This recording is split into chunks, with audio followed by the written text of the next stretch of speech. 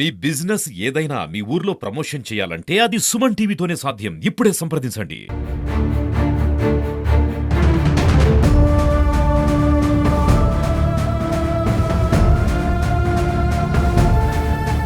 మృతుడు ధర్మాన రమేష్ ఆయన నివాసం ఉంటున్నటువంటి ఇల్లండి ఇది. ఈ ఇంటి నుంచి తెల్లవారి డ్యూటీకంటూ హాస్పిటల్కి తన వృత్తిరీత్యా హాస్పిటల్లో ఒక ల్యాబ్ టెక్నీషియన్గా వర్క్ చేస్తున్నారు. అటువంటి ల్యాబ్ టెక్నీషియన్ తెల్లవారి 7 గంటలకి బయలుదేరిన తర్వాత వాళ్ళ మిత్రుడు, వాళ్ళ స్నేహితుడు, సన్నిహితుడు అయినటువంటి మరొక కుర్రోడు గోపి అనే కుర్రోడు తన్ని హాస్పిటల్కి తీసుకెళ్ళి నుంచి వేరే ఊరు ఎక్కడైతే గొడవ జరిగిందో ఆ ఊరికి మనం రాజీ చేద్దాము, ఎటువంటిది జరగదు, ఇంకా అయిపోయింది, ఇంకేమీ ప్రాబ్లం లేదు, ఒకసారి మాట్లాడి వచ్చేద్దామని బలవంతంగా తీసుకెళ్ళి ఇటు నుంచి ప్రాణాలతో వెళ్ళినటువంటి రమేష్ ఒక ప్రాణాలు లేకుండా ఒక మూగజీవిగా ఒక చెట్టుకి శవమై కనిపించాడండి. అది చూసినటువంటి కుటుంబము చాలా బాధపడుతున్నటువంటి తరుణం. ఈరోజు ఆ తోటలో ఎక్కడైతే సంఘటన వాళ్ళు చేశారు అక్కడికి డైరెక్ట్గా మనం వెళ్ళే ప్రయత్నం చేద్దాం. ఆ తోటలో ఎక్కడ జరిగింది, అది ఏ విధంగా జరిగింది, ఆ చెట్టుకి హ్యాంగ్ చేసేటప్పుడు అదే తోటలో ఇంతకు ముందు కూడా వేరే హత్య కూడా జరిగింది అని చెప్పి గ్రామస్తులు చెప్తున్నారు. ఆ తోటలో ఇది రెండో హత్యగాను వీళ్ళు చెప్తున్నారు. ఎక్కడైతే హత్య జరిగింది అనేది ఒక తోటలో అది ఆత్మహత్యగా చిత్రీకరించినటువంటి తోట దగ్గరికి వెళ్ళడం అయితే జరుగుతుంది.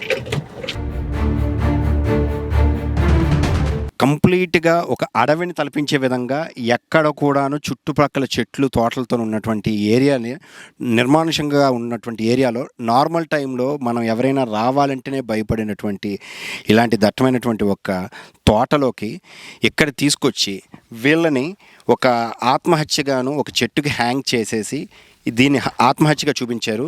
వీళ్ళు ఇది హత్య అని చెప్పడానికి బలంగా ఏంటి అంటే ఇక్కడికి ఈ ప్రాంతానికి తీసుకొస్తున్నప్పుడు ఎంట్రన్స్లో ఉన్నటువంటి ఒక సీసీ కెమెరాలో బండి మధ్యలో ఆ కుర్రోడిని కూర్చోబెట్టి ఇద్దరు కూడాను బైక్ని డ్రైవ్ చేసుకొని తీసుకొని వచ్చారంట. తీసుకొచ్చి ఏ చెట్టుకైతే హ్యాంగ్ చేశారో ఆ ప్లేస్లోకి మనం వెళ్ళే ప్రయత్నం అయితే చేద్దాం. ఇది చాలా మొత్తం అంటే ఒక దట్టంగా ఒక అడవిని తలపించే విధంగా ఉన్నటువంటి తోట ఇది. సో ఈ తోటలోకి ఒకసారి వెళ్ళే ప్రయత్నం అంటే కంప్లీట్గా ఒక జీడి మామిడి తోటలోనికి బలవంతంగా తీసుకొచ్చేసి అంటే అప్పటికే ఆ కుర్రని చంపేసి ఇక్కడికి తీసుకొచ్చారన్నది వీళ్ళు ఆరోపిస్తున్నారు. అంత ఖచ్చితంగా ఎలా చెప్పగలుగుతున్నారంటే వాళ్ళు చూసినటువంటి సీసీ ఫుటేజ్లో మధ్యలో అంటే తూలిపోతూ ఒక చనిపోయిన శవం ఎలాగైతే పడి ఉంటుందో అటువంటి వ్యక్తిని మధ్యలో కూర్చోబెట్టి ఈ ధర్మాన రమేష్ అనే వ్యక్తిని మధ్యలో కూర్చోబెట్టి ఇక్కడికైతే తీసుకొచ్చారు. ఎవ్వరికీ అనుమానం రాకుండా దీన్ని ఉరిగాను చూపించే ప్రయత్నం అయితే వాళ్ళు చేశారు. ఎలా చేసినప్పటికీను ఎవరైతే ఆ అబ్బాయి యొక్క స్నేహితుడు ఇక్కడికి ఉన్నారు అంటే వీళ్ళన్నీకి కబురు పెట్టిన తర్వాత ఎక్కడ ఉన్నాడంటే ఇక్కడే ఉన్నాడు అని ఖచ్చితంగా ఇదే స్పాట్కి ఎలా తీసుకొచ్చారు. ఇంతటువంటి ఈ అడవిలా తలపించినటువంటి ఈ ఏరియాని అంటే చూస్తే చుట్టుపక్కల ఎక్కడ కూడా కంప్లీట్ చూడండి చెట్లు ఇంత మధ్యలోకి తీసుకొచ్చి ఇక్కడ ఉరి తీసే ప్రయత్నం అయితే చేశారు. ఇదే చెట్టుకి వీళ్ళు ఉరేశారు అంటున్నారు. అంటే వాళ్ళు సాక్ష్యాధారాలని సృష్టించడంలో కూడా విఫలమయ్యారని చెప్పడానికి ఒక నిదర్శనం మీకు చూపిస్తున్నాను చూడండి. చనిపోయినటువంటి కుర్రోడి యొక్క జోళ్ళు రెండు పక్క పక్కనే ఉన్నాయి. అంటే ఉరేసుకున్నట్లయితే చూడండి ఎక్స్క్లూజివ్గా జోళ్ళు చనిపోయినటువంటి కుర్రోడి యొక్క జోళ్ళు ఇవి. ఒకవేళ చనిపోయిన కుర్రోడు ఉరేసుకున్నట్లయితే కాళ్ళు కొట్టుకున్నప్పుడు అటు ఇటు తల్లి జోళ్ళు చెల్లాచెదురు అవుతాయి అని క్లియర్గా ప్రతి ఒక్కరికి తెలుసు. అటువంటిది ఒకే ప్లేస్లో అంటే రెండు జోళ్ళు ఒక్క దగ్గరే పెట్టి సెల్ ఫోను ఛార్జర్ కూడా ఈ చెట్టు దగ్గరే పెట్టారంటున్నారు. చనిపోయినటువంటి చెట్టు అండి అంటే చనిపోయిన వ్యక్తిని తీసుకొచ్చి ఒక ఉరి తీసేటట్లుగా పెట్టి ఆత్మహత్యగా చిత్రీకరించినటువంటి చెట్టు ఇది. ఈ చెట్టును చూసినట్లయితే చూడండి అంటే పై కొమ్మకి ఉరి వేసుకున్నటువంటి వ్యక్తి ఆ పై కొమ్మకి ఎక్కడైతే పైన కనబడుతుందో ఆ పై కొమ్మకి కట్టేసి తాడుతో కట్టేసి హ్యాంగ్ చేశారని చెప్తున్నారు. ఆ రోజు ప్రత్యక్షంగాను వాళ్ళన్నీ ఈ తోట లోపలికైతే వచ్చారు. ఒకసారి ఇక్కడైనా మీరు మీ తమ్ముడిని మొట్టమొదట గుర్తించింది ఎక్కడ? ఇక్కడే సార్, ఈ తోటలో ఇదే ప్లేస్లో ఆ పైన ఆ కొమ్మ నుంచి కరెక్ట్గా భూమికి ఇంత హైట్లో ఉన్నాడు సార్. ఇంత హైట్ వరకు హైట్ కొమ్మ నుంచి ఈ భూమి ఇంత హైట్లో ఉన్నాడు సార్. ఓకే, నేను తమ్ముని కాలు ఇలా పట్టుకుని పైకి లేపితే ఇంకో అబ్బాయి పైకి ఎక్కి ఇప్పాడు సార్. ఓకే, కాలు అయితే నేను ఇక్కడి వరకు వచ్చి ఇలా పట్టుకుని లేపాను. ఇలాగ 5 ఉంటే కానీ అక్కడ ముడేయడానికి అవ్వదు అంటే ఇలాగ కట్టడానికి ఇలాగా సపోర్ట్ లేదు. అదే విషయం ఎస్ఐకి మేము చెప్పాం సార్ వివరంగా. ఎస్ఐ గారికి ఆ విషయం చెప్తే ఎస్ఐ గారు ఏమంటున్నారంటే లేదురా అది మేము ఎంక్వైరీ చేస్తాము, తర్వాత ఈ ఫింగర్ ప్రింట్స్ కూడా ఎంక్వైరీ ఏం లేదు సార్. దాని మీద మీ ఇక్కడ కొన్ని థింగ్స్ ఉన్నాయి సార్. ఈ బీర్ బాటిల్స్, తర్వాత ఈ అబ్బాయికి కైన అలవాట్లేదు, గుట్క అలవాట్లేదు, ఇవేం లేవు సార్ ఈ అబ్బాయికి.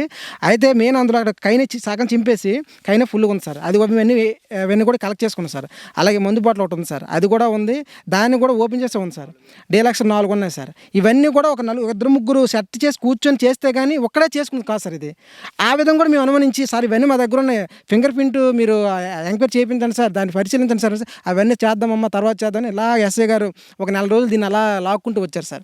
అందుకే ఈ విషయమే మాకు డౌట్, అన్ని విధాలు డౌట్ వచ్చిన తర్వాత సీసీటీవీ ఫుటేజ్ చూసాం సార్. ఇవన్నీ పట్టుకుని మేము ఎస్పీ గారికి కలిసాం. ఎస్పీ గారు కూడా మాకు ఖచ్చితంగా మీకు ఎంక్వైరీ పెట్టేస్తాం అన్నారు. తర్వాత దాన్ని డిఎస్పీ గారికి బదలాయించారు. ఆయన కూడా మా తరఫున మేము మొన్న దినాన్ని కలిసినప్పుడు ఆయన కూడా అదే విధంగా మాకు సమాధానం చెప్పారు సార్, ఖచ్చితంగా న్యాయం చేస్తామని అన్నారు. మరి ఇంత జరిగిన తర్వాత కూడా ఇప్పటి వరకు కూడా ఎటువంటి మాకు సదరు అధికారుల నుంచి ఎటువంటి విషయం కూడా మాకు చెప్పట్లేదు సార్. ఇలా కొంతవరకు జరిగినప్పుడు కూడా చాలా న్యూస్ ఛానల్ ద్వారా ప్రసారం అయినప్పుడు కూడా ఏ విధమైనటువంటి దీని మీద ఎంక్వైరీ కూడా జరగట్లేదు సార్. ఇది ఆత్మహత్య కాదు, హత్య అని బలంగా వాళ్ళ కుటుంబ సభ్యులు, అన్నదమ్ములు చెప్తున్నారు. చనిపోయినటువంటి కుర్రోడి యొక్క పెదనాన్న మాటలు, ఆ రోజు ఈ స్థానానికి, ఈ తోటలోకి వచ్చి మొట్టమొదటి చూసిన వ్యక్తిలో వాళ్ళ అన్నదమ్ముడు, వాళ్ళ పెదనాన్న కూడా వచ్చారంట. సో వారి మాటలు చూద్దాం. ఆ రోజు మేము వైజాగ్ నుండి వచ్చామండి. వైజాగ్ నుండి వచ్చేటప్పటికి 4:30 అయిందండి. శీతవలస వచ్చాం. అక్కడికి మా వాడు వచ్చి, నరేష్ వచ్చి మాకు ఫోన్ చేశాడు. పెదనాన్న ఎక్కడ ఉన్నారంటే, మేము ఇంటికాడ ఉన్నారు, ఇప్పుడే వచ్చామని చెప్పాను. అయితే మీరు తొందర రండి, తమ్ముడు ఇక్కడ ఉరేసుకొని చనిపోయాడు అనేసి మేము తొందరగా ఒక 2 బళ్ళతో ఇక్కడికి వచ్చాం. ఇక్కడికి మేము వచ్చేవాడికి ఎవడో నాగరాజు అన్నోడు ఒకడు, ఇంకా గోపి అన్నోడు ఒకడు, మేము రాకముందు వాళ్ళు ఇక్కడ ఉన్నారండి. వాళ్ళు ఇక్కడ ఉన్నారు. మా బాధపడితే మేము అమోసమో అనుకొని మేము ఏడుచుకుని ఉన్న టైంలోనూ మొత్తం 35 అడుగులు తాడు. ఆ తాడు ఎస్ఐ గారు మమ్మల్ని నా చేత ఇప్పించాడు. నేనే ఇప్పాను, ఎవరు ముట్టకూడదు, నేనే ముట్టుకున్నాను అనేసి ఆ తాడు నేనే ఇప్పినాను. ఆ తాడు కూలుసుకుంటే 35 అడుగులు వచ్చిందండి. ఆ 35 అడుగులు మేము చేసుకొని మేము ఉన్నప్పుడు ఆ నాగరాజు అన్నాడు, కోడి పిల్లని కాల్చికంట మీరెందుకు ఇంకా హాస్పిటల్కి జాయిన్ చేస్తారు అని చెప్పాడు. ఆ టైంలోనే మేము ఆడిని ఇక్కడ ఏదో ఒకటి చెయ్యవలసింది. మరి అధికారులు ఉన్నారనేసి మేము ఏదో చెయ్యలేదు. అది జరగవలసిన విషయం అండి. ఆ నాగరాజు ఒకడు, తర్వాత తోటదారు అన్నోడు ఒకడు, తర్వాత ఇంకా మా ఊళ్ళో ఉన్న మంగమ్మ కొడుకు అన్నోడు ఒకడు, ఆ పిల్లగాల మామ ఒకడు నరసయ్య, తర్వాత ఇంకా ఆ యజమాని ఒకడు. మొత్తం 5 జరిగిందండి. ఇది ఘోరంగా జరిగిందండి. ఇది వాళ్ళు చేసిందే. ఇది వారి యొక్క కుటుంబ సభ్యులు వారి యొక్క మాటల్లో ఖచ్చితంగా ఇది ఆత్మహత్య కాదు, హత్య అని బలంగా చెప్తున్నారు. ప్రతి ఒక్కరికి శిక్ష పడాలి, వాళ్ళ కుటుంబానికి జరిగినటువంటి అన్యాయం ఇంకెవరికి జరగకూడదంటూ వారు ప్రాధాయపడుతున్నారు. వారికి న్యాయం జరగాలని మన సుమన్ టీవీ తరపు నుంచి కూడా ఖచ్చితంగా కోరుకుందాం. Thank you.